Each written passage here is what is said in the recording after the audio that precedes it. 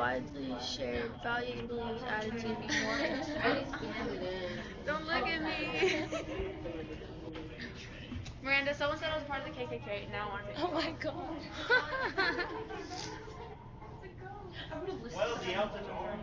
Let's see, we can see post ceiling because the camera's broken.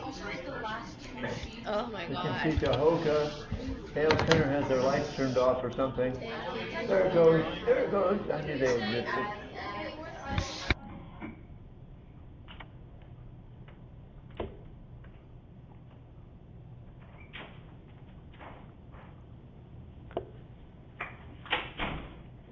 Good morning.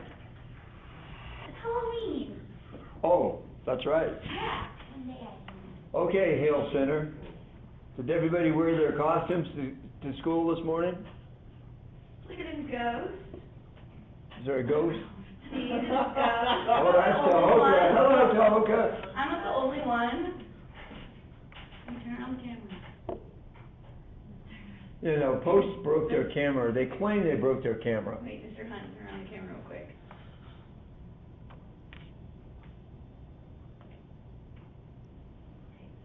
Wait, yeah, this way. There we go. And one day you can wear PJs to school and not look like a fool. And not get in trouble. Nah, never mind, I wear them all the time. Okay. I think we left off last time talking about this brilliant idea that John C. Calhoun had to create a tax that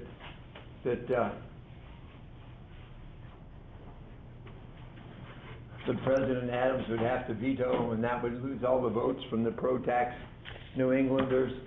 And in fact, President Adams didn't veto it.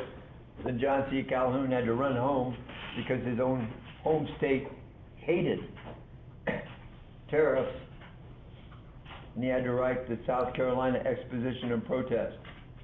What did he say in the protest? Somebody tell me this. What did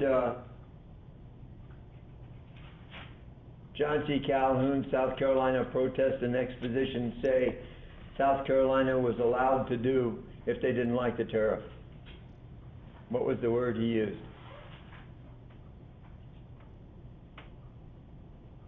Somebody in this room already knows. Well, that's interesting. We're looking at the back of Hale Center. Now we're looking at the front of them. Go figure. Someone's discovered the controls to the camera. So what was the argument of the South Carolina Exposition and Protest? What did they say that South Carolina could do? It was a word I told you that was kind of invented when Kentucky and Virginia were protesting against the Alien and Sedition Acts. What was that word?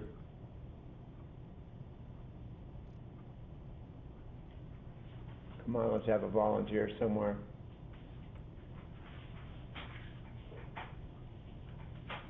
I'm going to go in there and I'm going to write something on post ceiling so that we can see at least something interesting instead of a blank screen. I'll have to get the guys from the region to go down and fix their camera for him. Okay, he claimed that South Carolina had the right to nullify the tariff. Had the right to nullify. That word nullification is going to prove to be a problem. So, let's carry on from that point.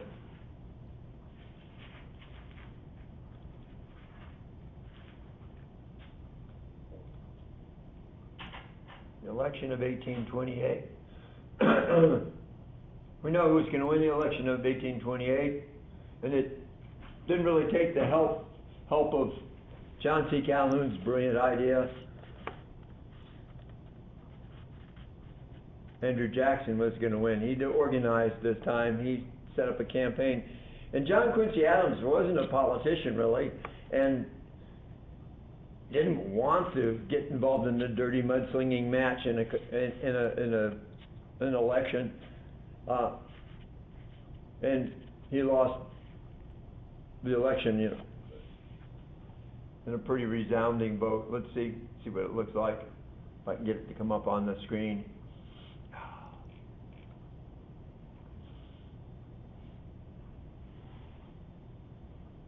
I don't know if I have it on the other set, because we're gonna switch presentations in a second. And the second presentation you probably won't be able to follow along with, because I don't think you've got it in your notes and readings. I'm kind of cheating on that. I'll put it up in a little bit.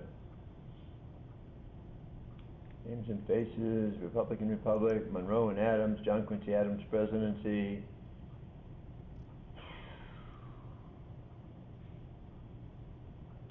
Let's look at the end of Monroe and Adams for just a second. You memorizing this as I know you guys can't see it out there. I'm buzzing through this. Come on, machine. Function, please. There it goes.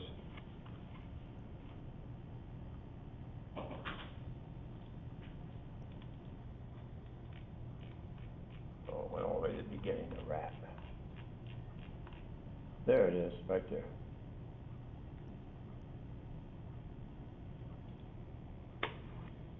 John Quincy Adams was defeated very soundly. It's not the greatest defeat in the history of the United States. Other people have even suffered worse than that. But it was a pretty bad whooping. And all those blue areas on that map were all voting for Andrew Jackson.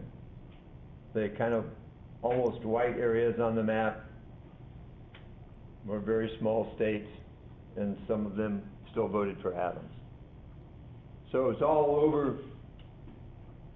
John Quincy Adams didn't do anything like his father had done and have any midnight judges or anything of that nature. And after all, both he and Andrew Jackson claimed to be Democratic Republicans, so they couldn't attack each other's party. But let's take a look at something totally different. It's another revolution. What revolution would you think it might be? You can't read anything on the screen. I don't think it's clear enough to see it.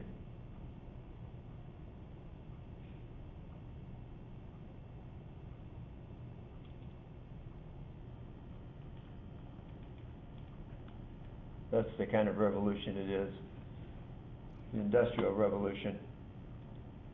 And I'm not going to talk about every industry or anything of that nature, but I'm going to talk about the general characteristics of the Industrial Revolution really quickly. It won't take us very long. I kind of had fun making this because it's so short. We'd already set up patents. There were already monopolies existing from from the time that our Constitution was written. The presidents, Washington, Jefferson, Adams, all supported technological advancement in science. We had those protective laws. We also were busy gathering information. We didn't have any industry to speak of or much. We had some mining, we had some lumber industry, but basically we were totally an agricultural country. And the people that understood world economy knew that we needed to have manufacturing. Remember, Alexander Hamilton made a report on manufacturers. He certainly supported it. We realized that we needed engineers and people like that if we were going to advance that. We also needed money to do it. But we figured it was necessary. What did Hamilton say it was necessary for? To make use of new technology, to further develop our country, and also to cause new jobs which would create immigration. We needed immigrants. We needed people in our country. Elements of Industrial Revolution. Primarily, mechanical labor replaces manual labor. They go from, our power sources went from hand power to water power to steam power in this early Industrial Revolution. Electricity is not in the picture yet. The workplace moved from the farm and the home to the factory. And there was this big thing about the transfer of knowledge. Where are we going to pick up the knowledge to do that? If you read the newspapers nowadays, you will often see scandals about different foreign countries stealing technology from us, stealing technology from Silicon Valley, stealing technology from our big aircraft companies like General Dynamics and Lockheed and places like that. Guess where we got our technology? We stole it too. Go figure. Acquisition of technology required what we call industrial espionage. When our country and our area was first civilized, we start going over to Europe, getting European inventions, and not only getting European inventions, but getting European inventors into our country, and setting different policies that protected our own inventions. Britain was very protective of homegrown technology. In particular, engineers with skills in constructing the textile mills and machinery were not permitted to immigrate, particularly not permitted to immigrate to America. They wanted us to produce the raw materials. They wanted to make the money from the manufacturing. It's all part of that mercantile system that we talked about. Basic changes. There was an old system. If you were an entrepreneur and let's say you wanted to make clothing, you had the money, you bought the raw materials. Let's say the raw material is cotton. It doesn't have to be cotton, but let's say it's cotton. You buy the raw materials, you provide them to people who will make thread or yarn out of it. Who would that be? Usually farmers' wives. And usually they had spinning wheels and things like that in their kitchens. And when they turned out a product for you, you collected that product, got in your buggy and went over to somebody else who had a loom in their house, in their kitchen or somewhere. And they would make material, they would make fabric. You would collect that product, you would go somewhere else to someone who knew how to sew. Maybe have some assistants and they all could sew and cut material and that sort of thing. And you would deliver it to them and they would turn out finished products.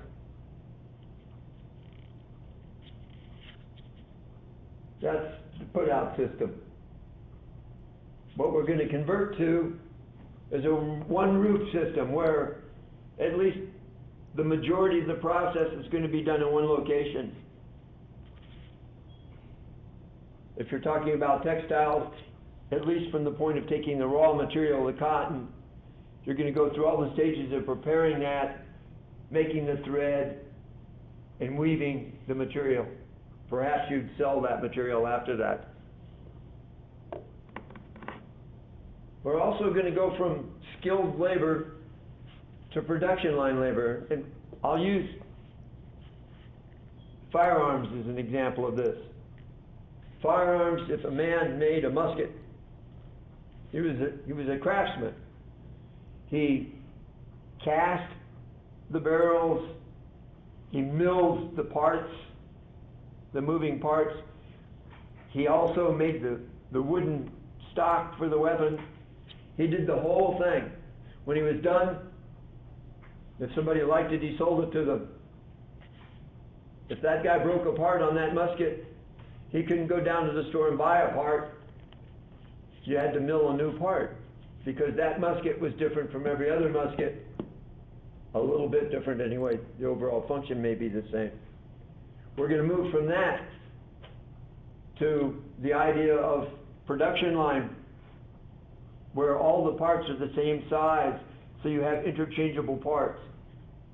And each person on that production line just does one part of whatever the product is. If it's a gun, maybe one guy makes the barrels. One person does some of the moving parts. One person does the assembly.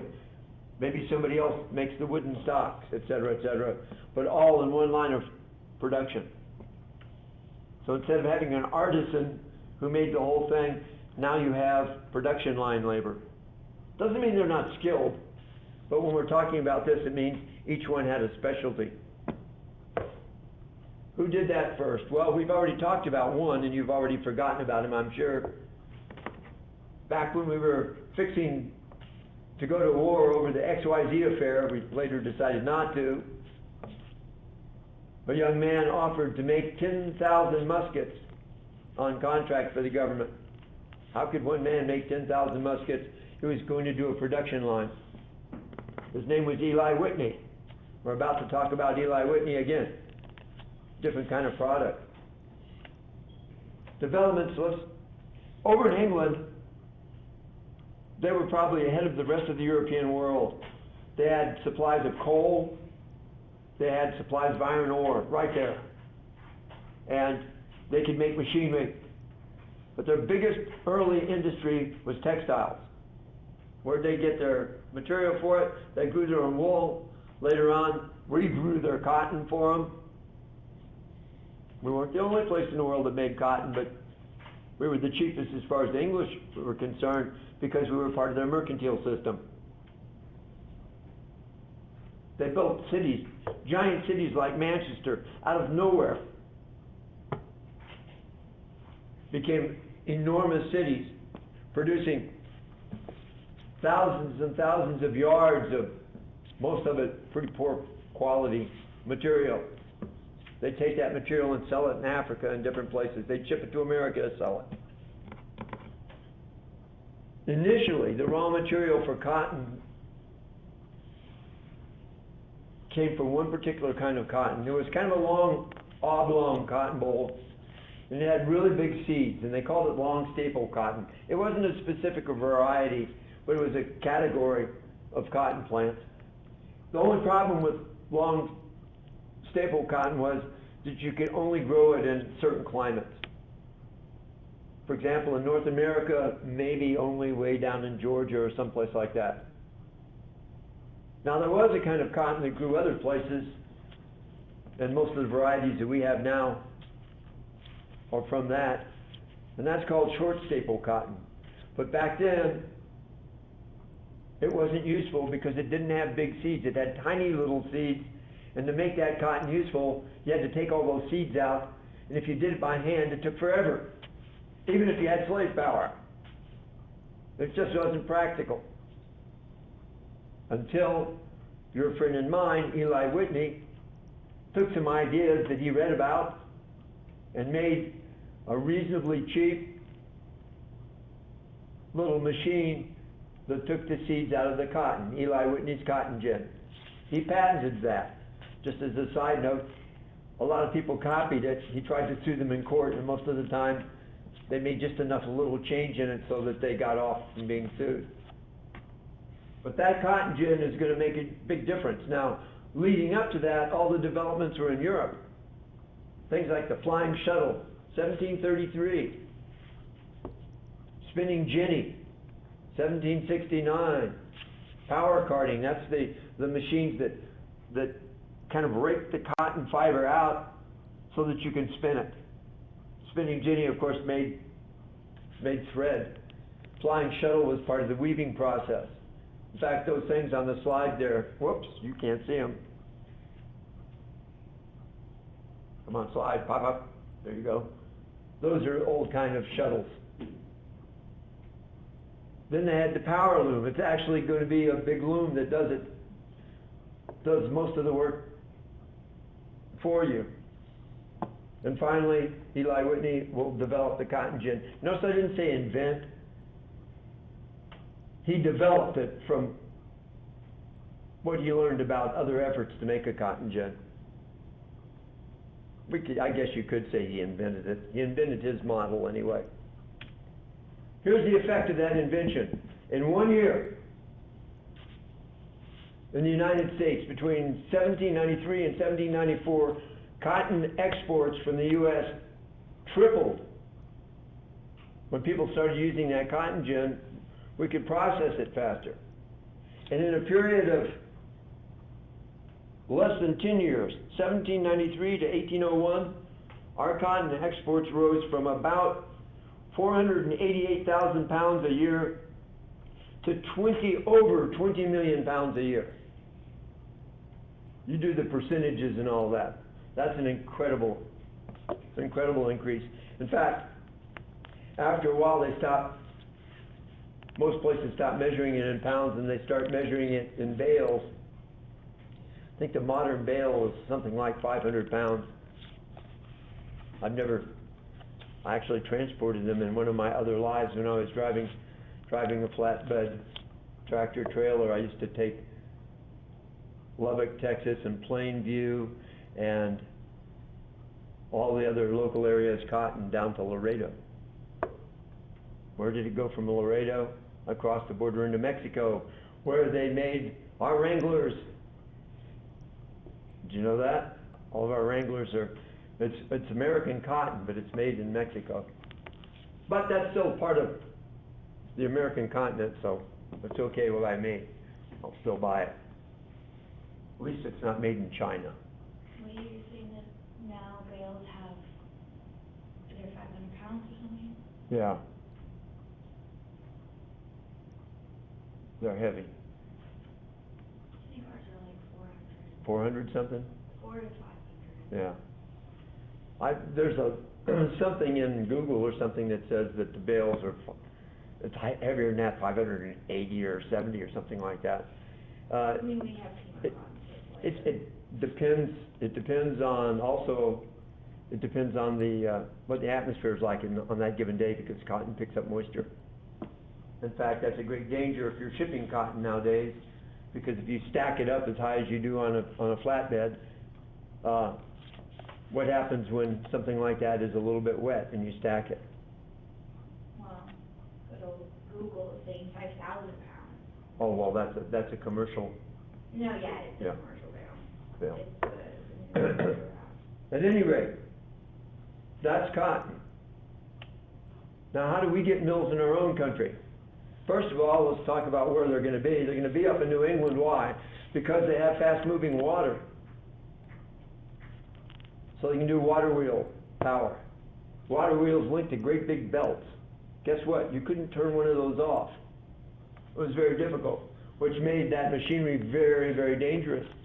If something got caught in that machinery you didn't want caught in there, like your dress or your hair or your hand, you were a goner.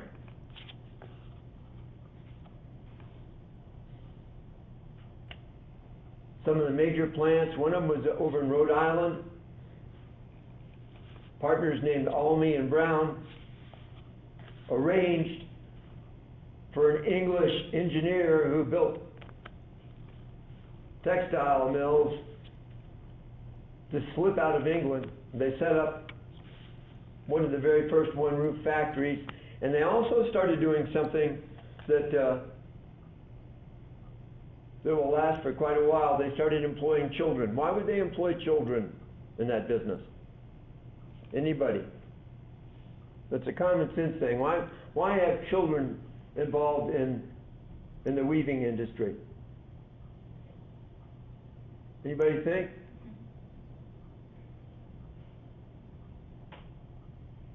Because they have small hands. Small hands and also small bodies so that they can fit into small spaces. Of course, the drawback to that is children have a shorter attention span, and if they start skylarking around those dangerous machines, there can be horrendous accidents, and there were horrendous accidents. Eventually, we will get away from that and start using women for that. Tended to have smaller hands, but also tended to have, manual skill, because the traditional roles of women called for them quite often to sew and weave and do that sort of thing. So they were better at it than a guy that's been out hoeing corn in the field and had big old calluses on his hands. Rhode Island was one early plant. Another plant was the one that Alexander Hamilton put on his industrial park that I told you about before. He actually uses industrial espionage. There's a fellow named Thomas Diggs. He's an American, and he flies over to England and he locates likely prospects and recruits them to slip away from England and come to America. Thomas Jefferson heard about this when he was president. He didn't like it at first. He thought that was unethical and he got a letter from one of his friends in France. Remember, he had a lot of French friends, and his friend in France basically told him, grow up, join the new world, friend. If you want to have this stuff, you got to go get it. And Thomas Jefferson changed his mind about all of that. George Washington supported it. Alexander Hamilton supported it. Probably the most famous, by the way, that's a picture of the old Rhode Island plant. Probably the most famous, though, was the Lowell Mills, and that came into existence around 1814, while we were still fighting the War of 1812, in fact. It all came about because a fellow by the name of Francis Lowell, who was involved in import-export, saw the writing on the wall. He knew the War of 1812 was about to break out. They were having trouble with the embargoes and things like that. So he took a trip over to England, trying to figure out a solution to the problem. If we weren't able to send our cotton over to England, what were we going to do with it? And he thought, it'll be really cheap in our country because nobody can sell it overseas. We'll be able to buy a lot of it. Maybe we should have our own textile mill. He wasn't a miller by profession. But he did have a really, really good kind of a photographic memory, and he went over to England and Scotland, and he observed, and since he'd been buying material from these people, they welcomed him. They didn't realize what he was up to. And he walked around and he looked at these different plants, and he came back to America, and he drew up the sketches of the things he'd seen. Then he looked around for a smart cookie, and he found a guy named Paul Moody. Paul Moody was one of those kind of guys, you all know somebody like that. Show me a picture of it and I can make it. And they built their first mill. And he got together with a bunch of his friends who were also kind of at loose ends because of the embargoes. Nathan Appleton, Patrick Jackson, etc. And they formed up around Boston. It wasn't right in Boston, but along the Mystic River, I think. They formed the Boston Manufacturing Company. They actually improved on most of the British models that they'd copied. Oh, the first mill wasn't on the Mystic, it was on the Charles River. So right along the path that Paul Revere followed when he was screaming the British are coming. Same place. One thing about the mills, they needed employees in a big hurry, and we were still a rural country, a farm country. So what they did was they sent recruiters out to the farms and found young farm girls that were willing to go on a great adventure. Young girls weren't allowed to go to the big city back in those days. That was like going to Sodom and Gomorrah. Mommy and Daddy wouldn't approve. So what they did was they organized dormitories, chaperones, had rules, hours, and all that sort of thing. And they started persuading people to allow their daughters to come into town. Usually these were girls in their mid-teens. They would come to the factory. They'd work for 2 or 3 years if they could last that long at it. And the thing was, they earned cash. And most of the people on those farms had never seen cash. Not their mother, not their father. They did most of their trade, as barter. And suddenly you have young women who are getting hard money. Not much. I'm going to read you a letter that one of them wrote to give you kind of an idea, and you think how amazing this is. When I read the letter, it's kind of neat. There's a picture, by the way, of the original Lowell mill. The little building in the front is where the wheelhouse was that ran that whole plant. Lowell Mill girls, they called them. Dear Father, I received your letter on Thursday the 14th with much pleasure. I am well, which is one comfort. My life and health are spared while others are cut off. Last Thursday, one girl fell down and broke her neck. She slipped on the ice. Another man was killed by railroad cars. Another man had nearly all of his ribs broken when a cotton bale fell on him, etc., etc., etc. Last Tuesday we were paid. In all, I had $6.60. Out of that, I paid $4.68 for my board. And the rest, I got a pair of rubber shoes and a pair of 50-cent shoes. Next payment, I'm to have $1 a week besides my board. Wow. That's $4 a month. But it was something rather than nothing. And then she says, after all these horrible things she's talked about, I think that the factory is the best place for me, and if any girl wants employment, I advise them to come to Lowell. Go figure. Lots of young ladies together sometimes means trouble. In this case, it was a good thing in some ways, because they were together and they had no one else to talk to but each other. When the boss wasn't being nice, when the boss was treating them wrong and things like that, they would talk to each other about that. And you start seeing kind of, not exactly, but kind of the notion of labor unions. Strangely enough, it was women that started that there. Okay, in this industrial development, two important elements are what runs the factories. We talked about that just briefly a minute ago, and also transportation. And they come together. They come together in the development, the big mechanical development, the biggest of its age, the steam engine.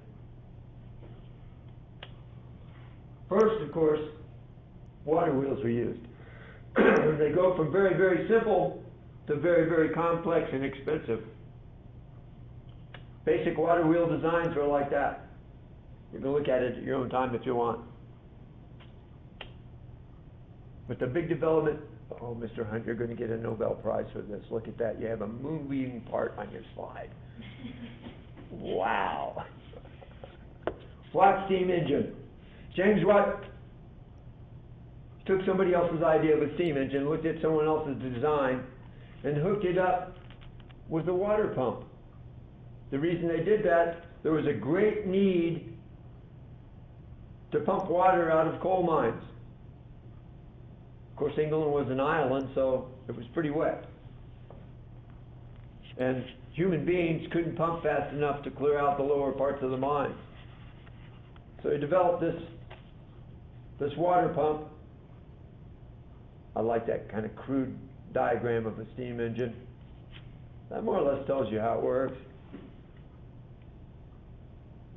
But Americans and Englishmen and Frenchmen are looking at the steam engine and the water pump, and they're thinking, if it can make a water pump go, wonder if it could make a boat go.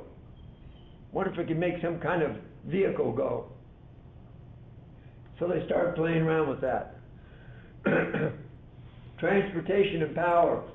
James Watt's steam engine started as a pump engine.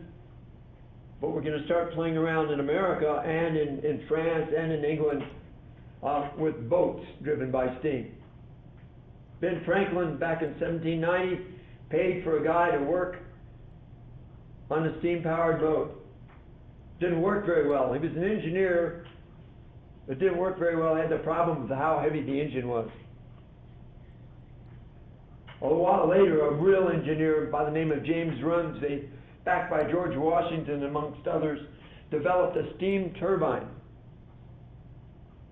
Think about that. Turbine.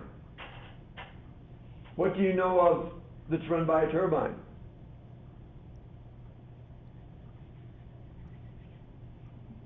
A turbine engine, I mean. What do you know that's run by a turbine? How about a jet? How about a jet engine? How about elements of your truck engine if you run a diesel? That's way, way ahead of the curve. And believe it or not, that turbine isn't going to prove practical at the time. It's going to take a money man, a guy named Robert Fulton.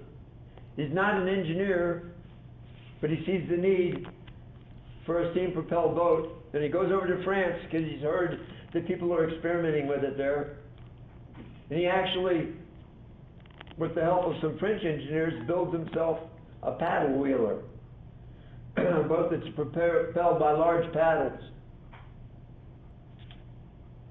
He had it disassembled, and he brought both the engine and the boat to the United States. He didn't tell anybody exactly what he was doing. Well, some people knew what he was doing, and they all said, "You are crazy. That isn't going to work. When you put that steam engine in that boat, it's going to sink." But he did it anyway. They called it Fulton's Folly. But by 1807, by the way, there's a couple of early models of steam-driven boats, concepts. One is a paddle wheeler. The other one has steam-driven oars. That had to be complex. But Fulton launches the Clermont in 1807. There it is. There she is. That's the Clermont. Propelled by those two big wheels, 3/4 of the way to the front of the boat. In between 1807 and 1836, we're going to have over 300 steamboats beginning to operate first on the rivers and then in the coastal waters. Fulton himself, he's in it for money, remember. He's not an inventor for the sake of invention. He gets licenses from the state of New York, which give him a monopoly for using steamboats in the waters that belong to the state of New York. And he'll go down to Louisiana and do the same thing there. What's he thinking about? He's thinking about going from New York to Louisiana, of course. Gibbons versus Ogden, I think we talked about that. Had to do with breaking that monopoly up. Now, steamboats are great for big rivers and things like that, but the inside the United States, such as it was, the two main ways of transporting were roads and canals. All of Europe was crisscrossed with canals. Nowadays, when we have other modes of transportation, it doesn't seem very reasonable. But back then, the roads were terrible. We really didn't have a road system. If you could transport something in a boat over flat water, it was much quicker, and it also was safer for the cargo. I notice this chart says first steamboat in 1787. It didn't work. First practical steamboat, 1807. And we're going to start digging canals, and the government's going to, it'll be mainly private money, but the government's going to push it. The biggest canal, the most famous, the most significant canal was one that connected the heartland of our country at that time, was up around the base of the Great Lakes, where we grew grains and corn and things like that in large quantities. They're going to dig a canal called the Erie Canal that goes from Lake Erie all the way over to the Hudson River, so that you can go by boat all the way from Lake Erie all the way to New York City. That canal will make New York City. Up until that time, you've got Baltimore, you've got Philadelphia, you've got Boston, much more significant than New York City. When the Erie Canal is finished in 1825, it will cut the cost of transportation from Lake Erie to New York from $100 a ton to $5 a ton. Just think about that if you're in business. What's the percentage of overhead you've just cut off? It cuts the time for transportation, and time is money too, from 20 days to 6 days. Because from Lake Erie, normally, you'd have to go all the way down the St. Lawrence River out into the Atlantic Ocean and then come down to New York.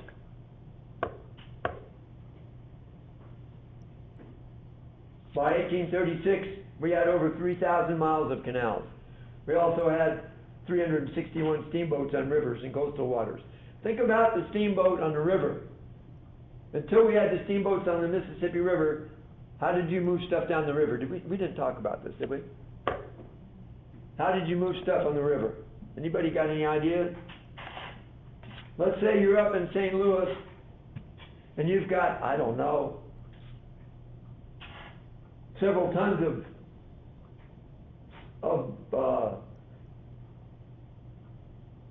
iron ore or several tons of coal, and you want to move it all the way down to New Orleans to export it and make money. How are you going to get it down there? No steamboats. What they did was they built giant rafts, and they put the cargo on the raft, and they put a big rudder on the raft, a big long sweep rudder that would stick way out behind the raft to help maintain direction, and you'd have some men on the raft with poles to keep the boat from going aground, and you would just drift down on the river. When you got to New Orleans, you'd offload. Now, how are you going to get the raft back up the river? Anybody got any ideas? Here you've got this giant raft. You just unloaded it. Now it's an empty giant raft. How are you going to get back up the river for your next load? Nobody? Obviously, nobody wants to be a millionaire. Wake up. How are you going to get that raft back up the river? No ideas? Tahoka, help out. Looks like Hale Center's all asleep. Lying on top of their desk.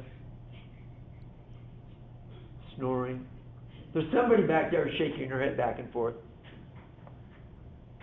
How are you going to get the raft back up the river? Tell me.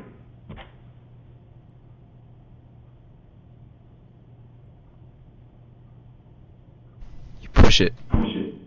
Push it. How about this? How about I'm an entrepreneur, I think about money. Forget it, I'm not taking that raft back up the river. Against the current, forget it. I'm going to tear that raft into pieces. I'm going to sell the lumber, sell everything else that's on the raft, buy myself a cheap horse, and I'm going back up to St. Louis. And I'll build another raft. That's how they did it. The ones that made any money on it. They also had little keel boats that you use poles to push against the current. Believe you me, not for me, I wouldn't be pulling a keel boat. As soon as they got steamboats on that river, it totally changed the economy up and down that river. So it had an incredible influence. So just like the invention of the cotton gin caused an explosion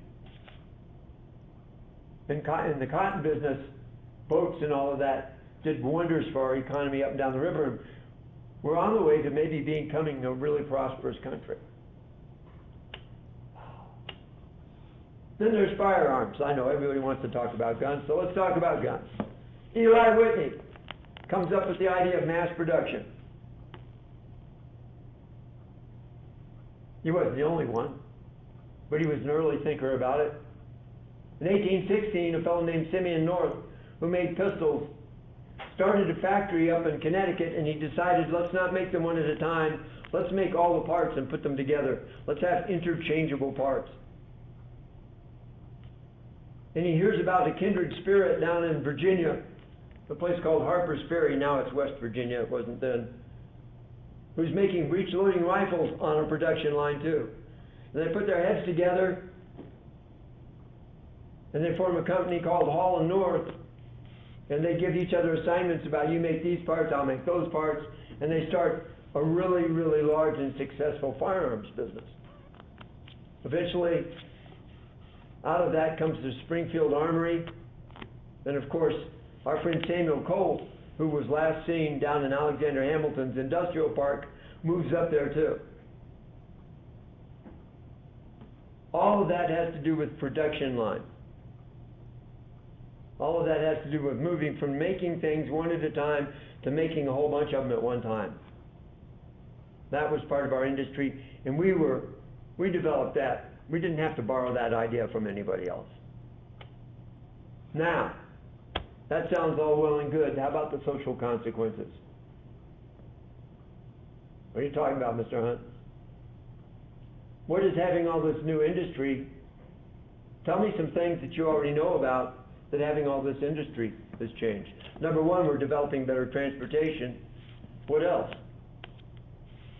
What do you think it means when a family who normally grows corn or pigs or whatever, and usually trades what they've got for other things? What do you think happens to that family when their little girl comes home with a bag full of cash? Does that change the setup in the family a little bit? Just think about that. A lot of other social consequences. Transport creates more jobs because you can put factories more places if you've got good transportation. Of course, when you get steam, it also means you can have steam power so you don't have to be next to a big river. All you need to do is have enough water to run a steam engine. A lot of people start making money. And you start developing this new business class. The entrepreneurs that put up the first money are going to get really rich. And there's no interference from government or anything like that because this is new. So all that profit they stick in their pocket, or they use to build bigger factories. And they even give a little bit to their workers, but very little. Factories are going to create a new class of worker. Now you've got people who work for wages. They work for cash.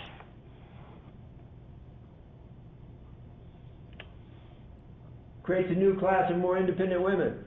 Now you've got girls that didn't spend their entire life on the farm. They've been to the big city, although they probably didn't see much of it, locked in the dormitories. But they've got cash money. They can put that in their little hope chests. I bet you guys don't even know what a hope chest is. You guys still know what a hope chest is?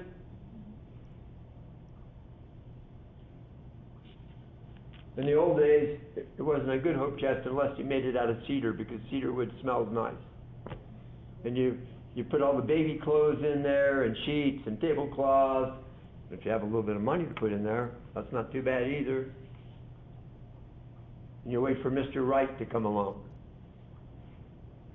Or Mommy and Daddy will go find Mr. Right. All depends. Women started being a bit more independent. They didn't have to rely on being at home. Factories will bring more immigrants.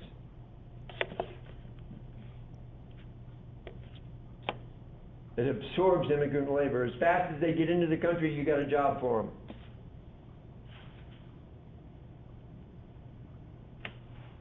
Social awareness. What were we talking about? People are thinking about, that guy's making a lot of money and he's only paying me a little bit. This factory's dangerous. Why don't they make it safer? Why don't we form a union? And also, the question, where does the government fit in? Does the government just sit there and watch all of this? Or do they have some part in this? Maybe tax. Or maybe making laws about safety. That's an issue to think about. People are thinking about things like that. Of course, most of the factory owners probably would prefer that the government didn't get involved, but they will. Factories also cause a population shift. People coming off the farm to work at a job where they could get money, real money. During the 1840s, the population, or the overall population of our country, increased pretty quickly, 36%. But in the larger cities, it increased by 90%. People are flocking to where the factories are. And it's kind of a circular argument. Factories tended to be built where they could find a lot of people. So you get urbanization. And now the percentage of people on the farms starts to go down a little bit. Still not a major change, but it will over the years become a major change. And then there's the issue of slavery. Factories increased profit from cotton. Cotton brought a lot of money to the South. Most of it went in the pockets of the big plantation owners. Some of it trickled down to other people. But the South became dominated by cotton. It became the only major industry. It killed diversity, and diversity in industry is really important to your economy. And it made slavery increasingly important. So instead of slowly but surely developing the awareness that slavery was wrong and getting rid of it, certain people in the South are more and more insistent in preserving slavery. Somebody have a question out there? I know it's about... Is your bell about to ring? Somebody got a question? I think we can stop at the end of this. And we will introduce our friend Andrew Jackson on Monday. And on Friday is exam 2. So stay awake. Over the weekend, while you guys are out playing and having a wonderful time, I will write your keywords for you.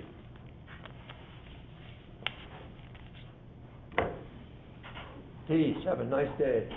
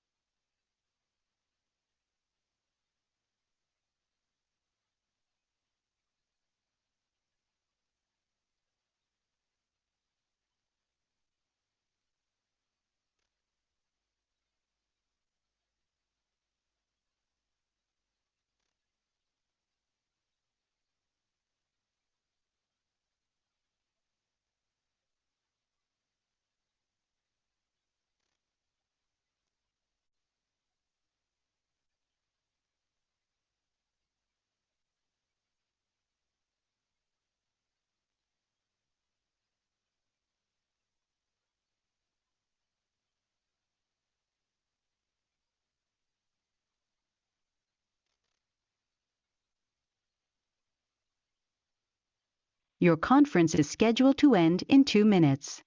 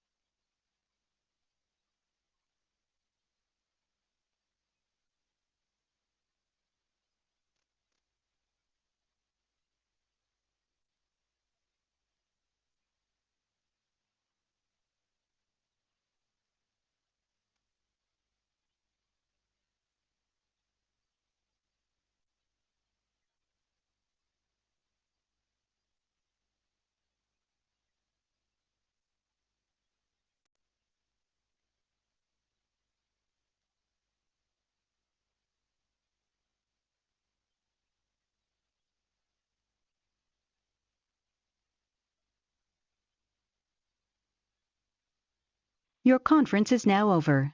Goodbye.